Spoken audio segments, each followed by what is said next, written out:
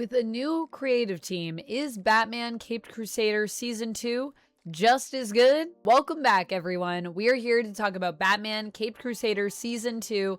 There have been a lot of you asking me for this video, and yes, I have been watching, and I have a lot of thoughts on this, especially as someone that really enjoyed Season 1. So we're going to be talking about the things that I've enjoyed, the things that I have for criticisms for the show, and just overall how it's been. But before we get into that, I would like to ask you a question, and that question is, if you could have an animated series like this for any character out there, it could be DC, it could be Marvel, it could be from an indie comic, it could be from anything.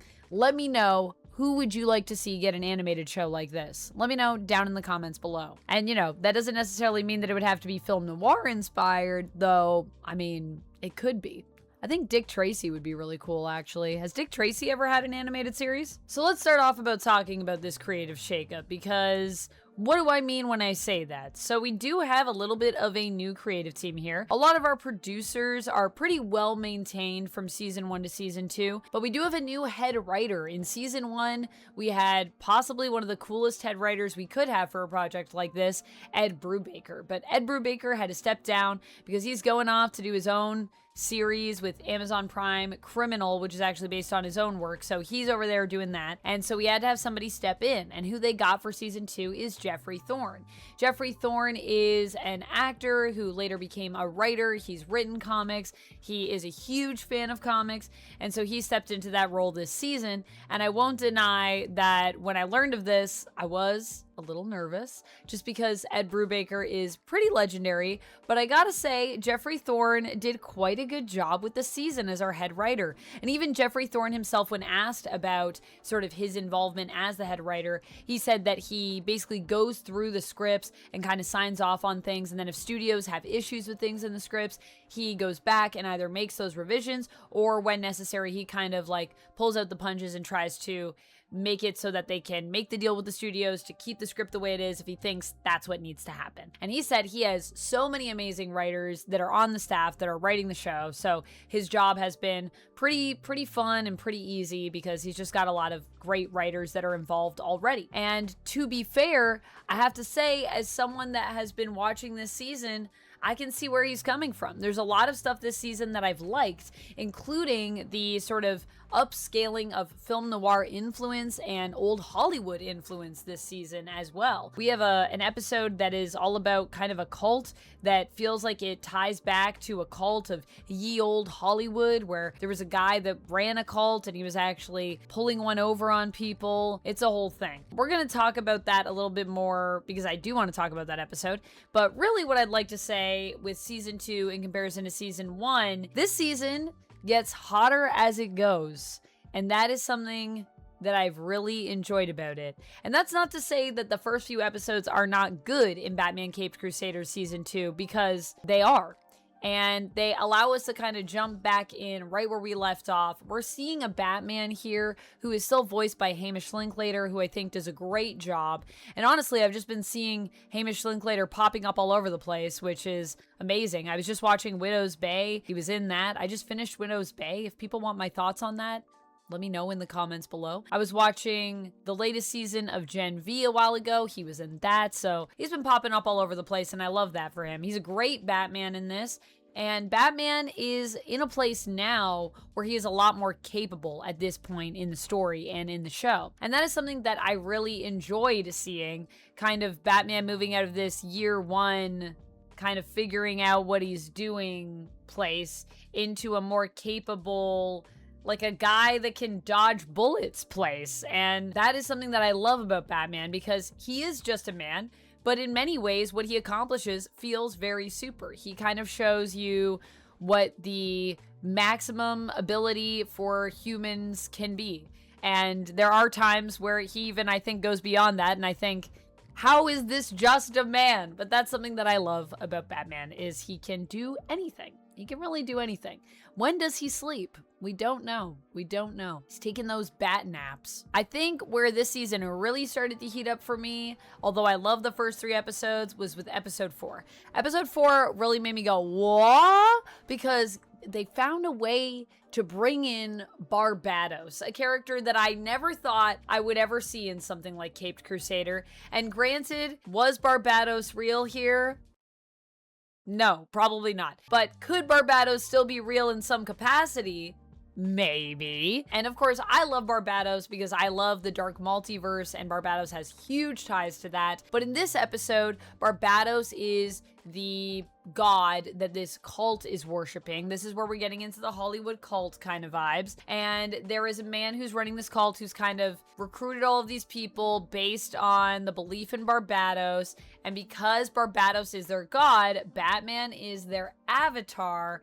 And they're trying to get closer to Batman and take his blood. But there was a great moment where the Mad Monk is facing off against Batman. And at this point, Batman is fighting off against the Mad Monk. And the Mad Monk kind of tries to take him out, doesn't work. And then as a result, he's begging with Batman. Like, look, like, maybe we could just, you let me go. What about if I give you some of this money? Because I have all this money. I'll split it with you, and then you let me go. Little does he know that, of course, Batman is Bruce Wayne, and he is extremely wealthy. And so Batman instantly responds and is like, no. He's like, somebody get these beggars out of here. And that is, I think, the funniest thing you could try to offer to Batman is money. Of course, not everybody knows that Batman is Bruce Wayne. Most people do not. So it makes sense that you would try to offer that to him, but I was like, wow, you couldn't have made a worse offer to this man. We also have a Spectre episode in this season. I thought the Spectre episode was quite good. The only sad thing is Spectre's kind of short-lived. I mean, a lot of the characters that we do see in Caped Crusader, kind of akin, I think, to a film noir vibe, are sort of short-lived. It's like, you have a threat, they're in one episode, and a lot of them either end up in prison or end up dead as a result of that. Not that Batman's doing that, although there are some people that do tend to die around him. I saw there was that man that got crushed by that car. Batman was there, and he was involved in the fray. I'm just saying. Batman's got plausible deniability because he'll never lead to someone's death, but if someone dies in a fight that he's involved in, as long as he wasn't the one to pull the trigger, he's like, I'm really blameless. I didn't do that. They did that to themselves. You saw that. So Spectre is really only around for this one episode, sadly, but I really loved what they did with him, and I even loved kind of the connection to Barbara and this idea that he wants to seek that forgiveness from her. He's looking to sort of close out all the cases that he's been working on. Because Spectre here is, of course, Jim Corrigan, and in the last season, he kind of betrayed Babs, and so when he comes after her, when he's looking at Barbara, he's not necessarily looking for that revenge. He's looking to have himself be forgiven,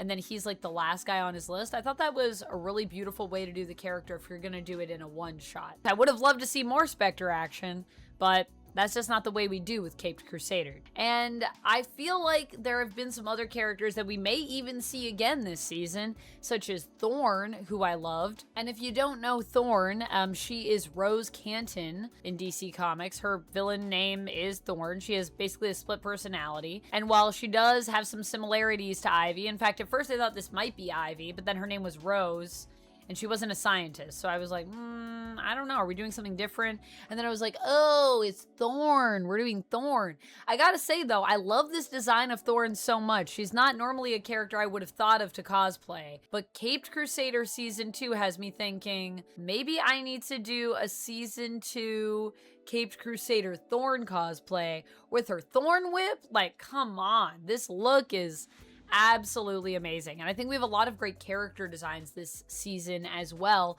which is something that I've been enjoying because there's a lot of new characters that are popping up. Now, Thorn doesn't die by the end of her episode, at least. She does leave town, so who's to say that she might not return again? Perhaps. I also loved how they brought back Carrie Kelley this season.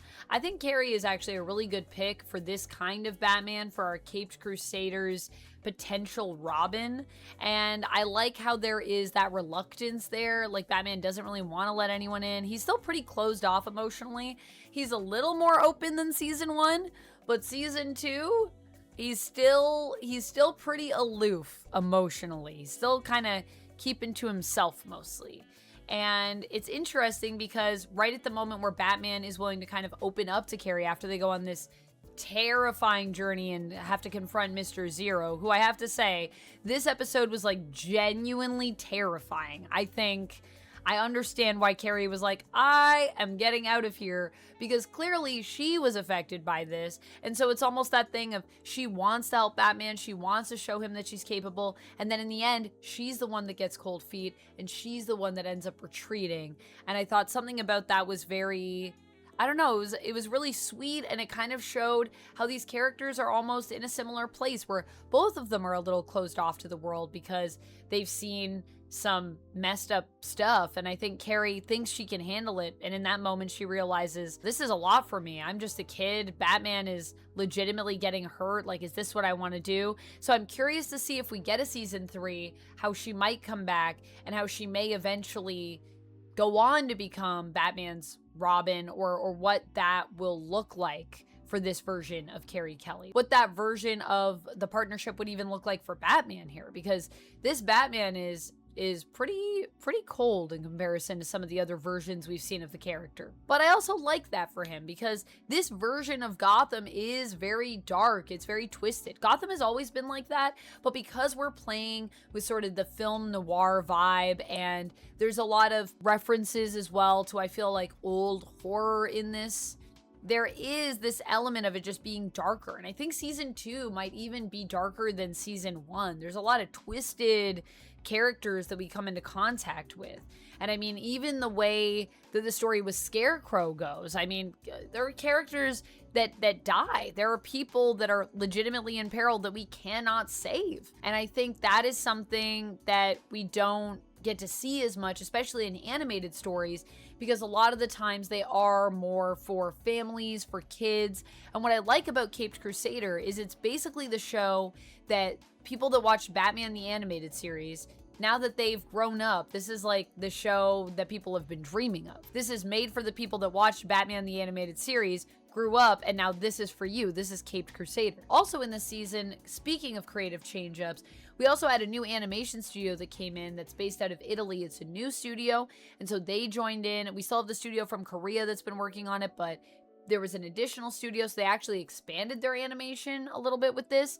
And I do feel that the animation kind of has stepped up a little bit. There's a little bit more going on there. There's definitely a lot more action in season 2, and I loved everything that they did with the action, and you really get to see Batman out in the fray, taking on these enemies. He still is just a guy, and he doesn't have a ton of gadgets, and I like that he's a little bit more grounded in this, but there is a lot more action for people that are looking for that. We also introduced one of the most famous Batman villains of all time. In fact, I would say the most famous Batman villain of all time, Joker. And what I love about what they did with Joker here is that Joker is kind of this slow burn throughout the season. We get these little snippets of him at the end of each episode. And by the end of the season, we get a 2-part story, which of course leads into that finale. It's one part, and then the second part is the finale, where Joker is threatening Gotham, and he is using his Joker gas to try to take out all of Gotham and just drive chaos everywhere. He's trying to infect everybody, chaos in the streets, and I love this approach to the character too, where he's very calm, he's very cool, he doesn't make a lot of jokes, but he kind of lets his actions speak for him. And I think he even has a little bit of a German accent. It's very slight, but I love what they did with him. He's very dramatic. He's very film noir Joker. And he also sees Batman as this character that would get him. He doesn't actually want to be an enemy of Batman. He wants Batman to come around to his side, which I think is fascinating, because Joker is going after the people that are corrupt here. He's trying to expose the corruption of Gotham to people. Having a Joker that is trying to be on this level with Batman and sees them as the same, and Batman is like, no, you are a criminal and I am a hero. You are hurting people to do what you want to do, and I don't hurt people to do what I want to do. Yet at the same time, there are these parallels between the two. So I think to approach Joker straight up from that lens is really interesting. And while I feel like Joker can be this character that has those parallels, I don't think we often see a Joker that wants to call that out, especially not right off the Bat. So that was something that I enjoyed. And I think when that is done well, it works really well in a story. And it worked really well here. And I like that we've been doing this slow build up to him. And I'm curious to see what we'll do with him in later seasons, if we get more seasons of this. I really hope we get a season 3, because season 1 was amazing. Season 2 is amazing. And what I really love about season 2 as well is it's very episodic. Like, each episode, you could just watch it on its own and enjoy it as a story. But there's also a lot of little overarching things for the characters. For the overall story, there's these mysteries that are unfolding, and really each episode kind of leads into the next one in terms of Batman trying to uncover what's going on in the city. The only things that I didn't really like are, I felt like Edward Nygma, Eddie the Riddler Nygma, we didn't really do much with him as the Riddler, and unfortunately, seems like he's done in season 2, so I was kind of hoping maybe they were going to introduce him as kind of this goon of Rupert Thorn, and then they'd expand his story a little bit more. But he's kind of a season 2 character, and that's it. So I really wish we had expanded a little bit more into why Eddie really is the Riddler and those sides of him. It didn't really feel as much like Nygma in the traditional sense of what I'm used to with the character. But I still feel like it was cool to see the Riddler here, even if he is very different. And then the other thing that I'm just not as big of a fan of is the voice that we have for Barbara. And I don't really know if it's so much the actress, because Crystal Joy Brown has done a lot of amazing things. Like, she has a really great resume, but I just feel the line deliveries that she gives in this show as Barbara, and I had a complaint with this in season 1, feel very flat. Like, there's not a lot of range, there's not a lot of emotion. And maybe that's just because Barbara is supposed to be this character who's like kind of too cool for school, like nothing really phases her. But I really wish there was a little bit more variance in the line delivery for Babs, because everyone else is really bringing it, and it's a really strong voice cast overall. It's just Barbara that I really feel I can't connect with as much. And I wish that wasn't so, because I love her character and I love what they're doing with her in the story. And I feel like I really probably would watch a lot of other stuff that Crystal Joy Brown has been in, and I would enjoy it. She also is a theater actress, and I love theater, so I don't know. But for me, those are really my only complaints this season, and not that big of complaints. I still enjoyed the show throughout. I think they played with a lot of cool characters. I think it's really cool to also see these new characters that we have coming in, like Rocket Red, who could be an allusion to Red Rocket, but feels more at home in the world of classic characters like Rocketeer, which definitely inspired some of the design. And I think probably is a version of Roxy Rocket, but in Caped Crusader. Very different backstory and a very different approach to the character, but that's something that I've always liked about Caped Crusader. You know, they're not afraid to take inspiration from a lot of different places and give us versions of the character that are completely fresh and that are completely new in this world, because there are a lot of familiar characters that we already know, that already exist as we've already seen them. So to do something new and to do something fresh with them, I think just is interesting, because it allows us to experience a new retelling of a story and still keep some of the elements of the characters that we love, some of that familiarity to the source material, while also giving us something new to explore. I like when they give us characters, how they give us their own twist. And some of these characters as well we're really digging up some of the more classic characters from DC Comics, which I always find interesting. Sometimes I find out about new characters I wasn't aware of because they are so far in the past, we haven't seen them in modern. And then I get to go back and discover whole other characters and whole other worlds and whole other time periods that I haven't dove as deep into. So that's really cool. Anyways, those are my full thoughts on Batman Caped Crusader Season 2. Love the animation, love the atmosphere, love the music, continuing to love the voice cast for the most part, and genuinely enjoying the stories. And if you were worried like me about us getting a little bit of a creative shakeup with this season, don't be, because the quality has been maintained, and I think they've really just gone even deeper based on where we were in season 1. And if they do get a season 3, I would love to see how they expand the universe even further. It has been a true treat. I'll see you all in the next one. Thank you so much for taking the time out of your day to watch this video. Let me know what you thought of season 2 down in the comments below. Let us discuss. And until next time, friends, as always, you stay nerdy. Bye! And if you love hearing me talk about comics and any comic related things, I would highly recommend checking out this video next.